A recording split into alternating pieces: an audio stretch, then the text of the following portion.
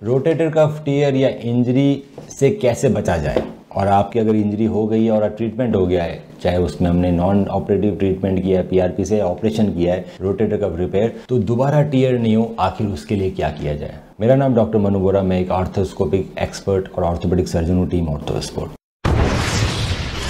तो दोस्तों, जब रोटेटर कफ टियर हो जाता है तो सर्जरी या पीआरपी एक ऑप्शन रहता है, पर इसके बाद भी डर बना रहता है कहीं दोबारा तो नहीं टूट जाएगा। या वो लोग जो एक्टिव बॉडी बिल्डिंग में या स्पोर्ट्स में या जिनकी एज ज़्यादा हो रही है, 40-45 से अबव जा रहे हैं, सो इन लोगों में रोटेटर कफ टियर होने के चांसेस ज़्यादा रहते हैं। जिनकी एज ज़्यादा हो रही है, 40-45 से अबव जा रहे हैं, जो हाई एंड कॉन्टैक्ट स्पोर्ट्स में जैसे बॉक्सिंग हुआ, कराटे हुए, या फिर जो बॉडी बिल्डिंग में, इन लोगों में रोटेटर कफ इंजरी होने के चांसेस ज़्यादा रहते हैं। तो आखिर क्या किया जाए ताकि आप इंजरी से बच सकें? सो दोस्तों, सिर्फ एक सॉल्यूशन है, वो है एक्सरसाइजेस। अगर आप रोटेटर कफ की रेगुलर एक्सरसाइजेस कर रहे हैं, चाहे आपको कभी इंजरी हुई है रोटेटर कफ में या आपकी सर्जरी हो रखी है रोटेटर कफ की, एक्सरसाइजेस के अंदर हम रोटेटर कफ स्ट्रेंथनिंग एक्सरसाइजेस कराते हैं। बहुत ज़रूरी है कि धीरे धीरे अपग्रेड होती रहे। तो स्ट्रेंथनिंग एक्सरसाइज में पहले हम आइसोमेट्रिक रोटेटर कफ स्ट्रेंथनिंग करते हैं। सारे मसल ग्रुप को इन्वॉल्व करना जरूरी है, मतलब सबस्कैपुलरिस, सुप्रास्पाइनेटस, इंफ्रास्पाइनेटस और टेरिस्पाइनल, इनकी आप आइसोमेट्रिक एक्सरसाइजेस चालू कीजिए।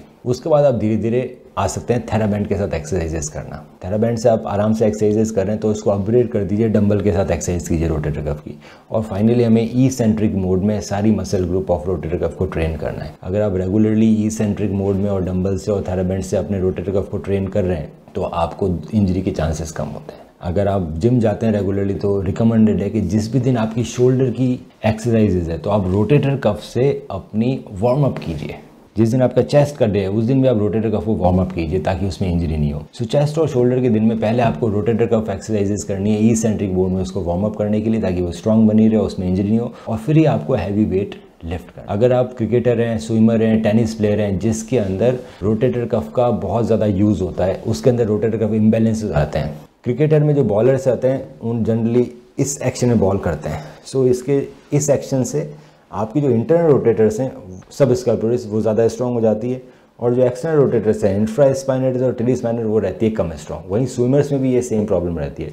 मसल इम्बैलेंस के कारण आपके रोटेटर कफ में डैमेज हो सकता है। तो जिनके भी एक्टिविटीज़ हैं, tennis player, badminton, swimmers, cricketers, हाथ की एक्टिविटीज़ है, उन लोगों को बहुत ज़रूरी है कि वो एक्सटर्नल रोटेटर्स अपनी स्ट्रॉन्ग रखें। वो एक्सटर्नल रोटेटर्स लगातार करते रहें स्ट्रेंथनिंग ई सेंट्रिक मोड में थेराबैंड से, ताकि शोल्डर इम्बैलेंसेस नहीं हो, उनको रोटेटर कफ की इंजरी ना हो। अगर आपको इस बारे में कोई भी डाउट हो या आपके एमआरआई में रोटेटर कफ टियर, सुप्रास्पाइनल टियर लिखा हुआ है, टेंडन लिखा हुआ है, तो आप हमें अपनी एमआरआई भेजिए और मैं उसका डिटेल में ओपिनियन दूंगा। हम रखें आपका ख्याल।